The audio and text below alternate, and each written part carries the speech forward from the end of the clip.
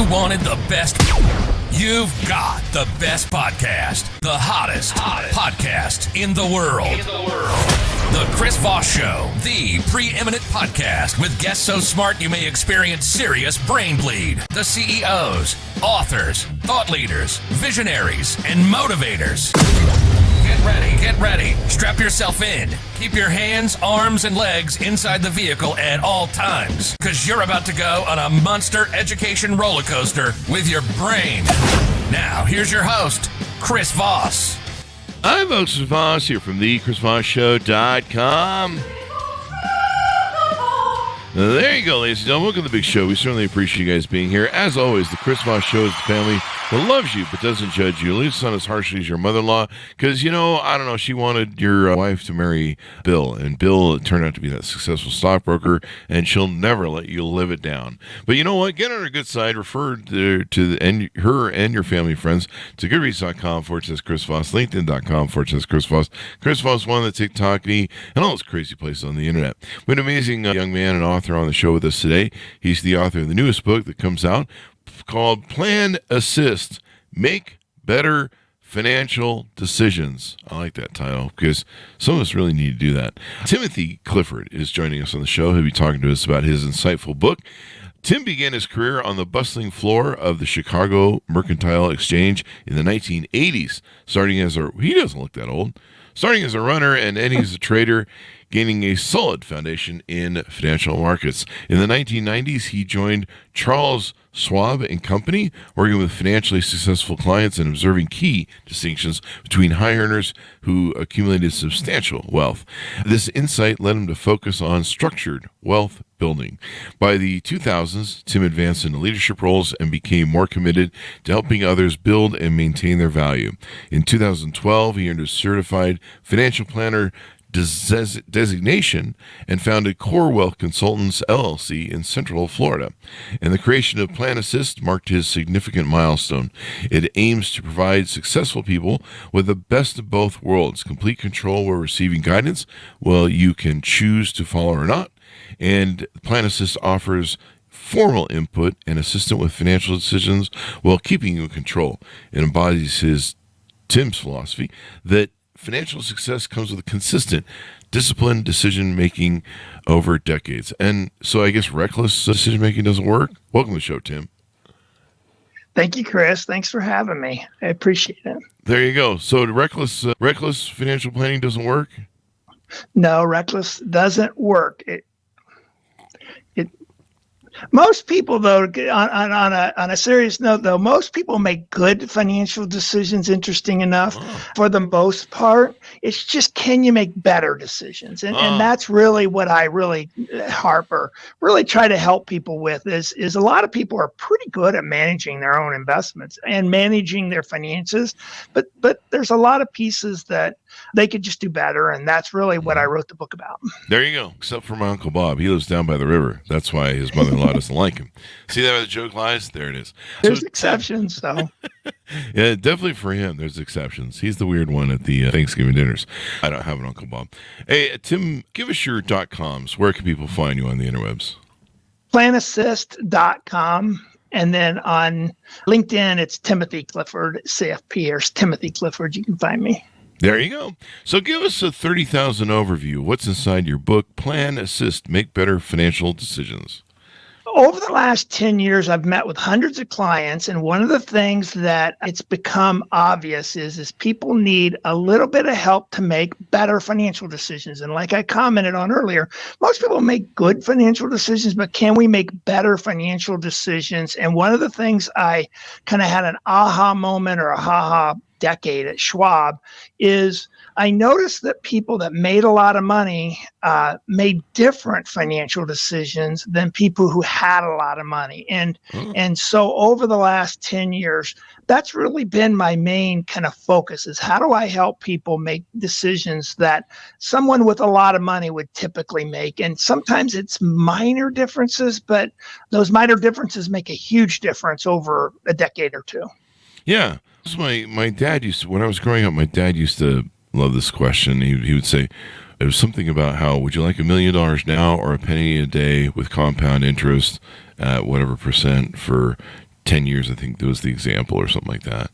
And, you'd always be like, yeah, I'll take the $1 million. And whatever the other example was of the penny a day, the exponentiating factor of compounding was like, a whole lot more money, whatever it was. Exactly. Yeah. I don't remember the exact analogy. But it's it's 10, it can be, I think it's 10 plus fold difference over time. Yeah. And, then he'd laugh at you and be like, you're stupid. And we're like, Dad, appreciate that. So tell us a little bit about your, we heard a little bit of your bio, but we'd like to hear it from your words. How did you grow up? What were some of your influences, and what made you get into the stock marketing business? So I grew up in central Indiana in a really small town, about an hour and a half north of Indianapolis, and really grew up with no money. So I grew up in the class of, there were periods in time where my dad didn't make any money, periods where he made a lot of money, but we never had money. And so after college, I went to Chicago, got into the commodity business, spent a decade in the commodity business, which was an absolute blast, probably the funnest 10 years of my professional life. But at the end of it, I really still had no money. So I made a lot of money and lost a lot. Is that cocaine and hookers, or is it just you were spending on? It was mostly just losing it in the market. Fortunately. So you should have put it on cocaine and hookers, because still had no money.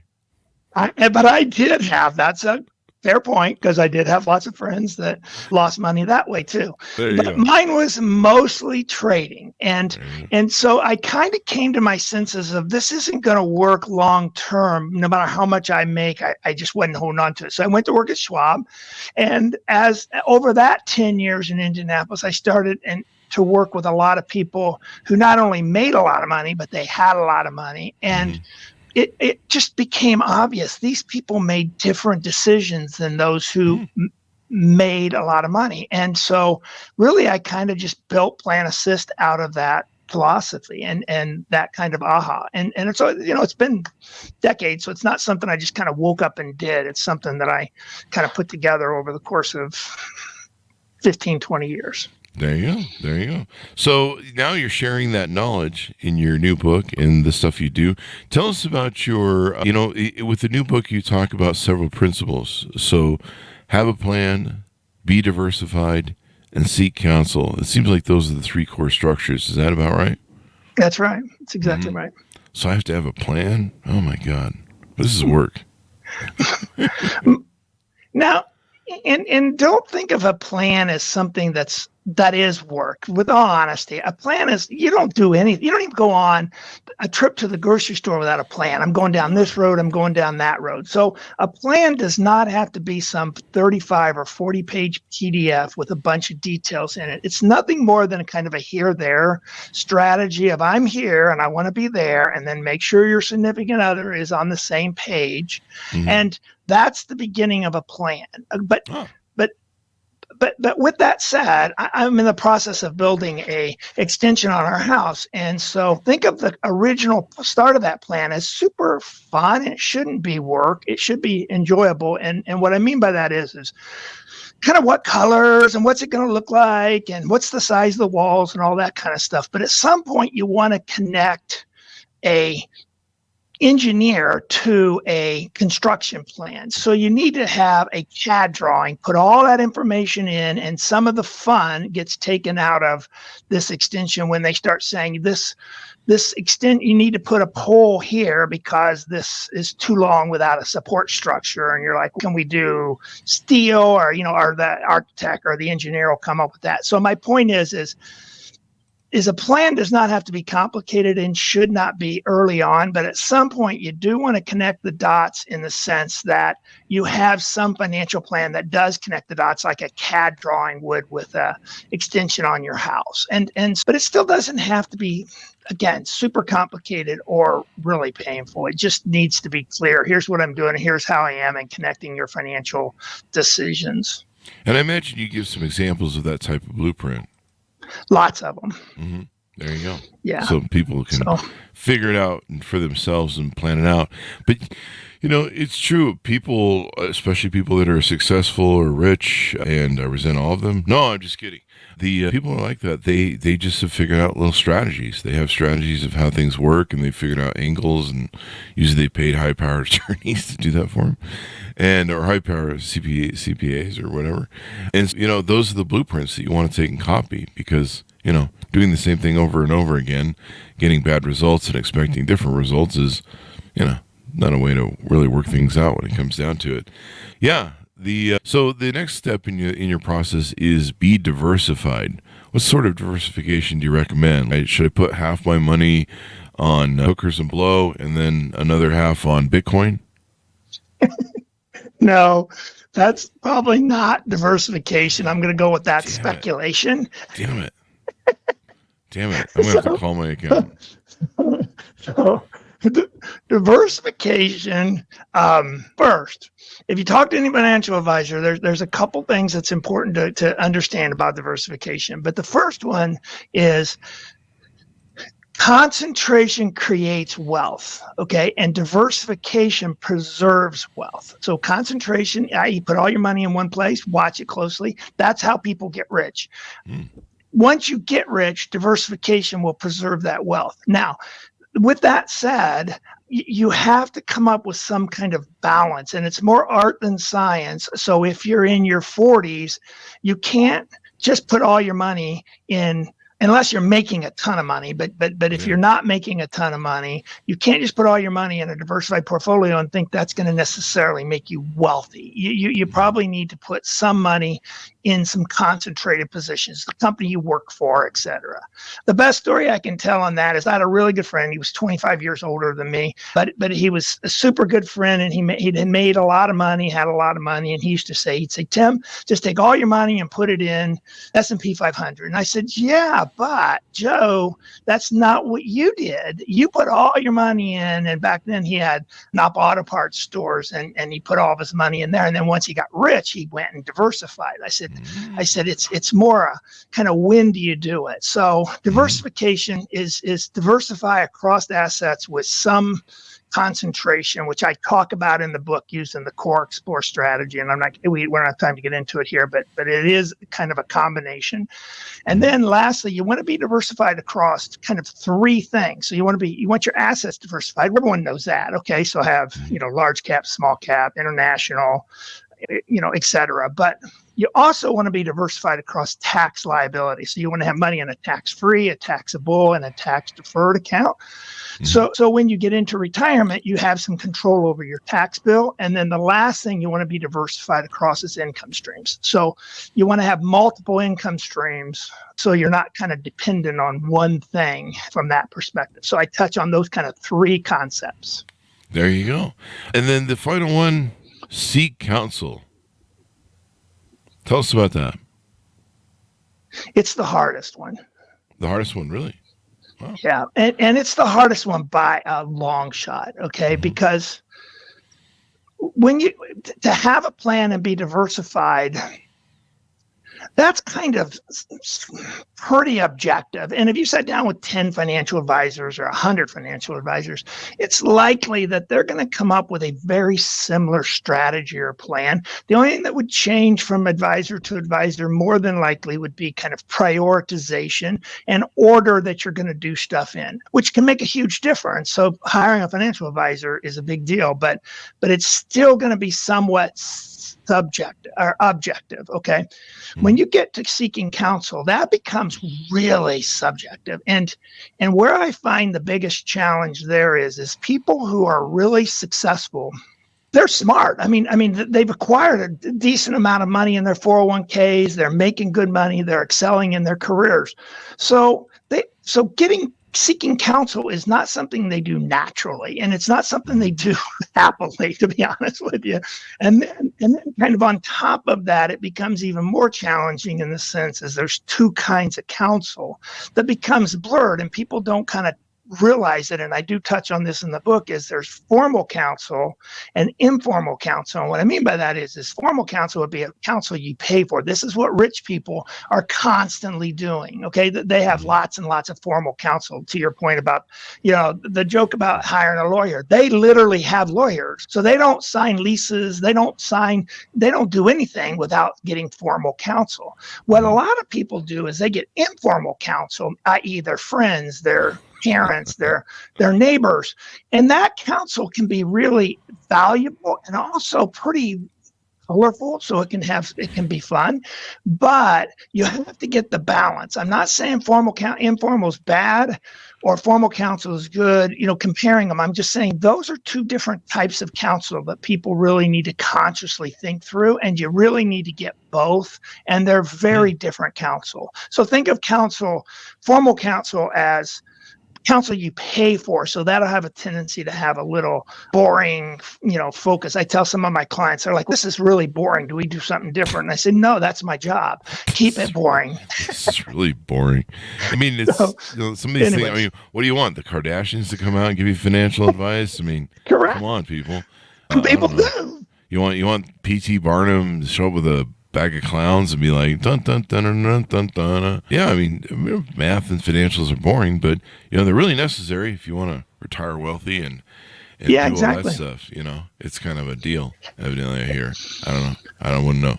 I'm trying to avoid retirement as best as I can, so I'm putting that off until I die or something. What's the line I use? Warren Buffett says it. I'll retire 7 years after I die. That's great. That's a good place to be. Yeah. So we've encompassed the three main pillars of your book, PlanAssist, and then you call it PlanAssist, and I believe you've got a registered trademark on it. Is this something that you teach or do something in your website that is part of your counseling or coaching that you do?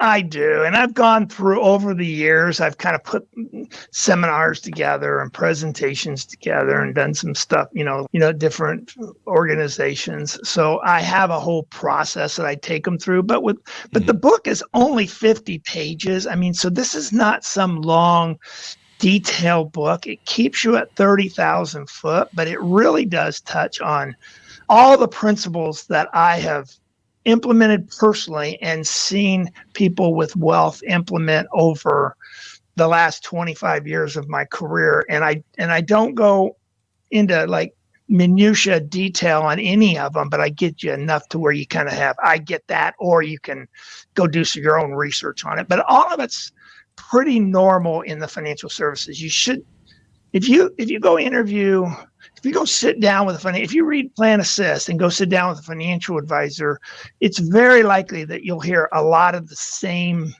concepts from that financial advisor that I introduce in the book. So nothing in the book that I introduce is something that's, kind of out there, not mainstream financial planning, basically. There you go. And so what sort of services do you offer at your website when people go to it? The most unique thing that I offer is there's some percent of the population that doesn't know anything. So both husband and wife, and they have financial advisors to do. And I have that service. So I do it and I charge a percentage, and clients come in and say, "What should I do?" And I'll help them through it. I'll explain and educate them. But for the most part, they don't have a lot of knowledge about it.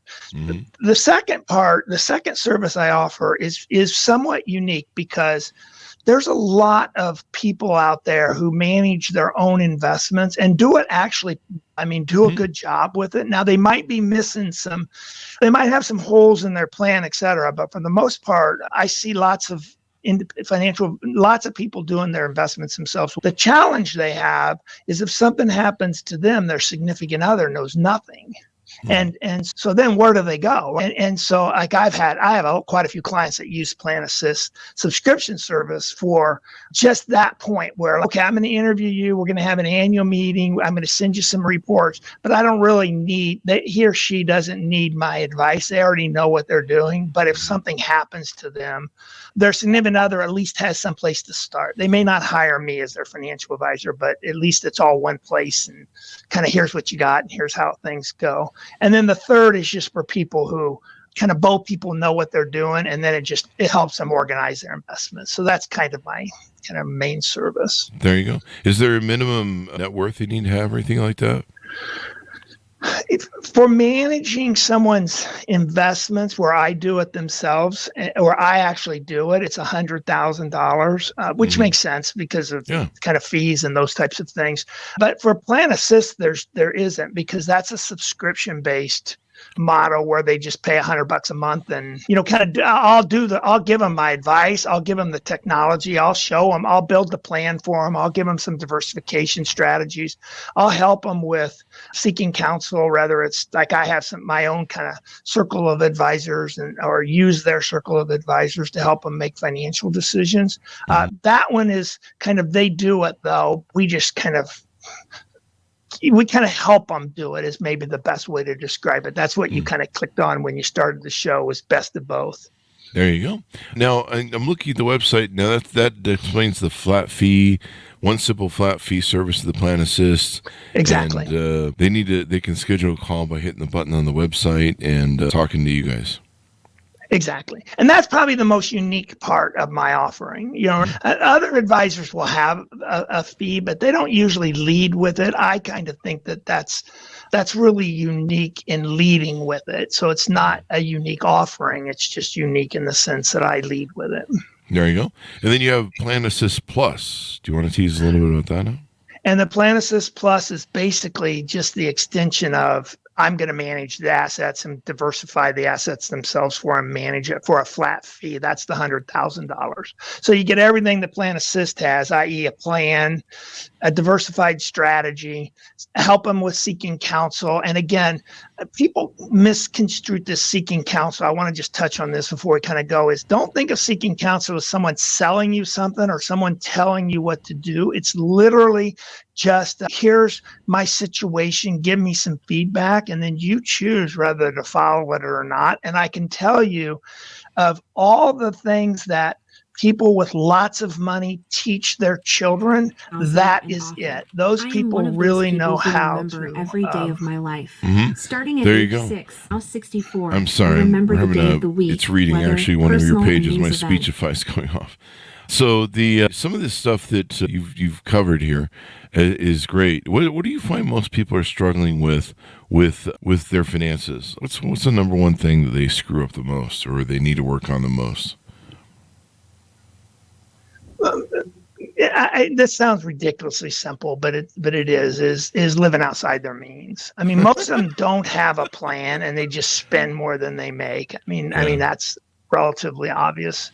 And then the second is they'll save a lot of money in their retirement accounts and then spend all the rest of their money, so they don't end up with, like a now bucket, a soon bucket, a later bucket. And then probably the third is they think their house is their investments. We don't even count your house in a financial plan or in net worth, because you got to move somewhere else. And too many people in America think their house is an investment, and it's just not. It's Really? where you live.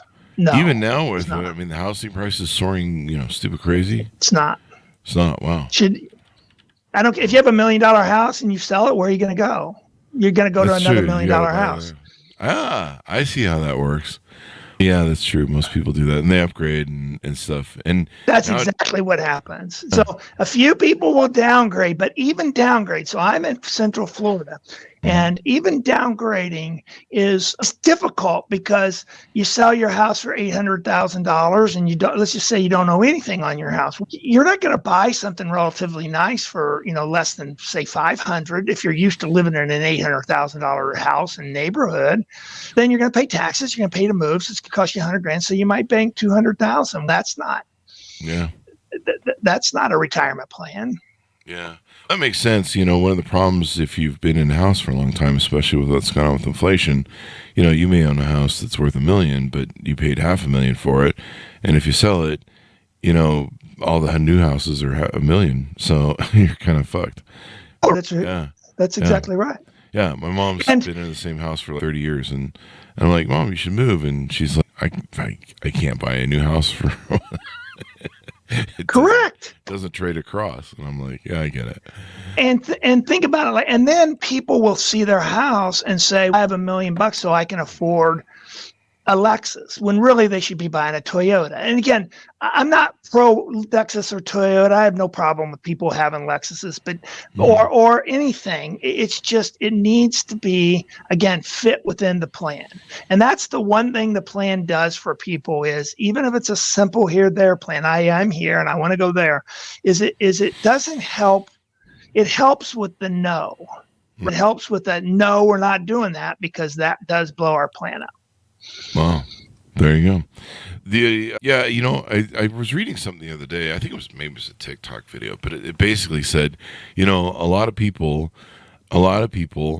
like to, they have money. They drive like bum cars that are like older and ratty and they're not ratty maybe, but they're older cars. I think even Warren Buffett drives like an older Cadillac or something like that. It's kind of funny. And yet I see these people, they buy these cars and the payments on them nowadays are like stupid. Crazy. One of my things is what I actually do is I keep a beater car, because I don't have a wife and kids. I don't have places to go with it. And I work from home, so I don't have any place to go. So if I have a date night, or if I want to go someplace where I'm worried about the car breaking down or something, I just rent a car for the weekend. That's smart. That's it. And it's cheaper to do. I don't have to maintain it. You throw the insurance on there. You got a nice car for the weekend. You can go on dates. You can go to Vegas, and I can do whatever I want. And it's cheaper than what people. There's people paying $2,000 a month for a freaking car payment now. It's like dumb. That's a house payment. Think about that. Yeah. I mean, I know people that they're paying, what is it, $150 for some of these trucks, $150,000 for these trucks. Yeah. And man, if they don't have good credit, they're really up. I think those are good credit rates. I mean, I guess $1,500 is like not unheard of for an average car payment now. And I'm just like, I'll just drive a ratty old car and then I see them in the shop all the time on TikToks. And so I'm like, I think I like the old cars. They don't break down as much. They're not as complex. And like right now, the insurance is going through the roof on cars because they're so complex. And I guess a lot of these cars have gotten so expensive that when they total them, it costs the insurance company a fortune. Because if you have a $15,000 pickup truck versus a $150,000 pickup truck and you total it, you're kind of screwed. And even there's certain ones of these electric cars. I think it's Rialto or something, or I forget. It starts with an R, but they built the panels of the truck so they're one piece. They probably did it for production method. But the problem is, if you wreck them, you have to replace the whole one piece, which is like half the cab and bed of the truck. So it totals the truck. Yeah, so it totals the truck, or you got to find something. Like even like if you dent like a panel, that whole piece has got to be replaced. And so the insurance companies, the insurance is going through the roof, the housing insurance is going through the roof. I'm just going to live in a van down by the river at this pace because, fuck it. I make a lot of money, and I love having cash laying around and paying off credit cards every month. I like that. It's a great feeling. Yeah, it really is. I like to tease my credit cards. I run one up for a month, and I'm like, I just fooled you. Pay that off. Yeah, exactly. Yeah, that's the way to go. What other advice as we go out, maybe we haven't touched on about the book, or things that you want to share with the audience?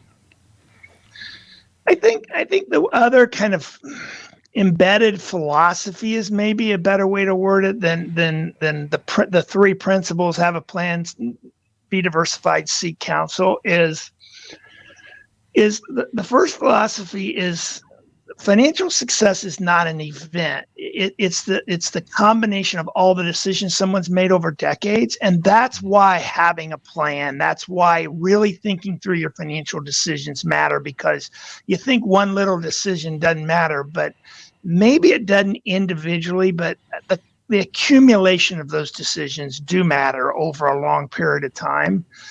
And then the second philosophy is you have to spend enough time to understand what you're being told to do or what you're being suggested or what the advice is or the counsel is, because if you don't understand it, you're not going to do it. And so the best way to kind of think of that is, and this comes from Charlie Munger, is people will only do what they almost know. So if someone tells you to go do something, if you don't kind of already know it or think about it, you're probably not going to do it.